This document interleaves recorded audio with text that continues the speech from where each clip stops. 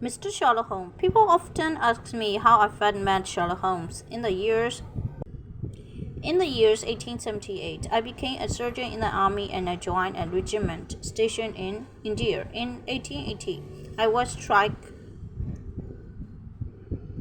in the arms by a bullet in Afghanistan. Then, while recovering in hospital, I came down with a fever which left me so weak that the Army Medical Board decided to send me back to England.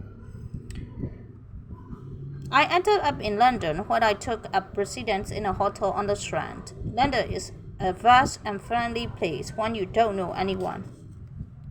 It's also expensive, and I could barely make ends meet. One day I was sitting in a bar myself thinking I should probably find somewhere cheaper to live. When I felt a tap on the shoulder, to my delight I saw it was a Stanford, an old colleague from my days as a hospital doctor. "Where have you been, Dr. Watson?" he cried. "You as thin as a rag." I told him briefly about my misadventures in the East. "Poor devil," he said. "What are you up to now? Looking for looking?"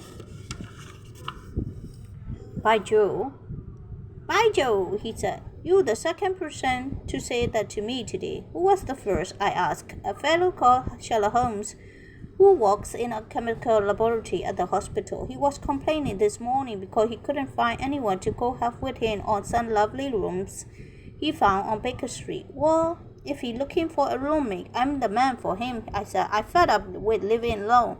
"I want you here a little strange," said Stanford. "Strange in what way?" "He's rather too scientific for my taste, almost cold-blooded in his search for the truth." "Is he a medical student?"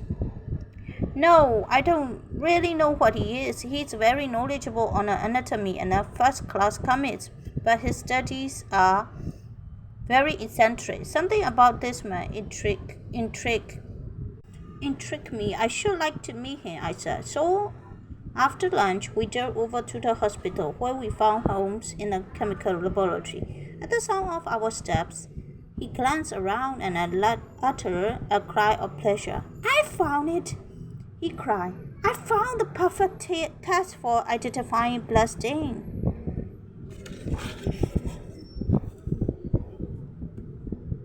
"Sherlock Holmes, meet Dr. John Watson," said Stanford.